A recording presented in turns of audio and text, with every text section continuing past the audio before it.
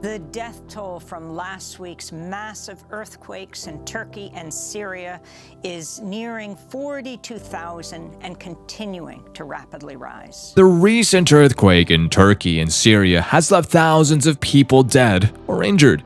The devastating event has shocked the world, and nations are extending all kinds of assistance to the Turkish people. Amidst all the chaos, geologists agree that this disaster was inevitable. However, the death toll could have been curbed significantly if different stakeholders had only played their part responsibly. Welcome to our channel, Nature Unraveled. In today's video, we'll discuss why geologists believe the massive destruction in Turkey could have been avoided. We'll also look at how precious lives could have been saved if different parties had only played an active and responsible role. Let's begin. On Monday, the 6th of February 2023, Turkey and Syria experienced a terrible catastrophe, an earthquake of 7.8 magnitude that violently shook the two countries, turning thousands of buildings into rubble. This earthquake is believed to be the most powerful one to hit Turkey in more than 80 years. Tens of thousands lost their lives, and the remaining survivors are fighting for their lives in hospitals and medical camps. The situation gets worse each day as the death toll continues to climb.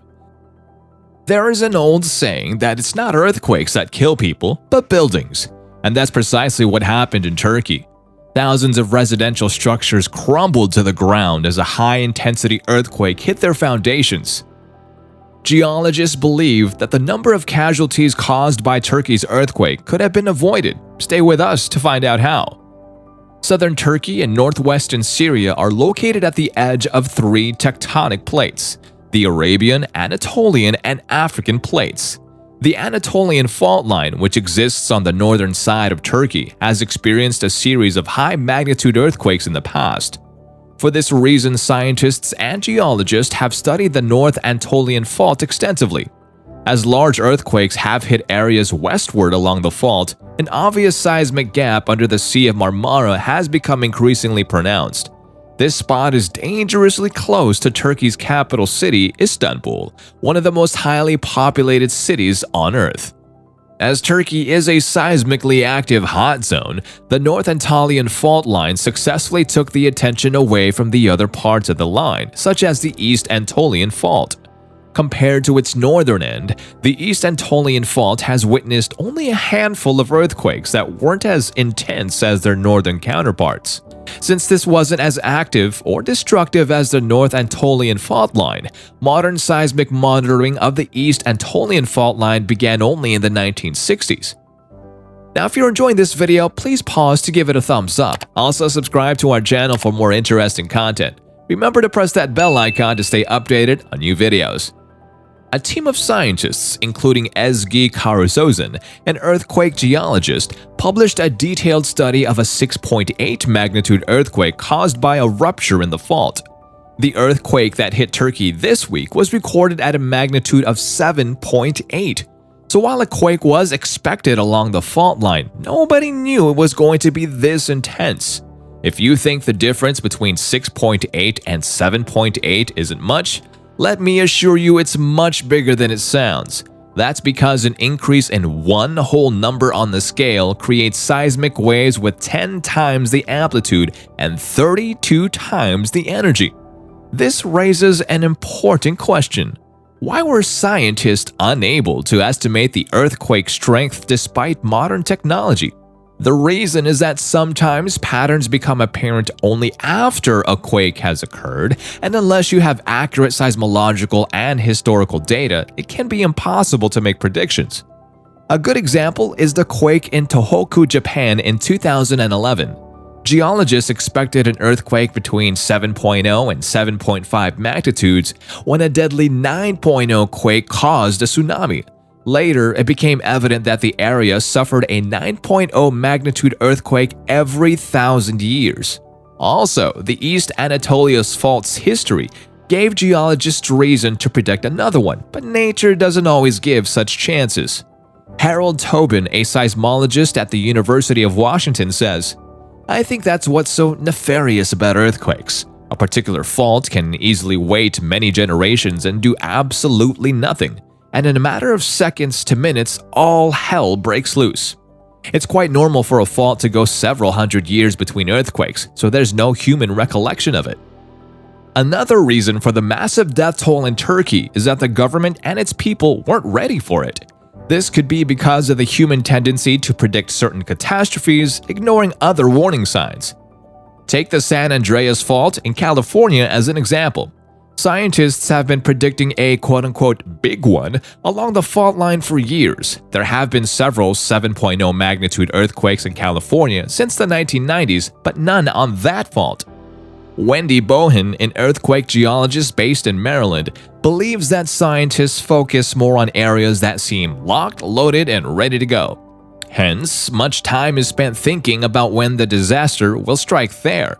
She says, "But there are all these sleeping giants in the world that are accumulating stress and strain more slowly, and we don't focus as much attention on them just because they're not as quite in your face, even though we know they are areas that have high seismic hazard." Looking at the massive destruction in Turkey today, we've got to accept the hard truth. Scientists cannot predict or prevent earthquakes, but they have created building codes to avoid the loss of precious lives. Hence, the blame for this continuously rising death toll falls inevitably on the construction of collapsed buildings. Tom Parsons, a geophysicist with the U.S. Geological Survey, says, "It's heartbreaking, especially when you see a building that is built properly holding up and the one next door is completely collapsed." Seismic or earthquake codes are building codes designed to protect property and life in buildings in the event of a quake.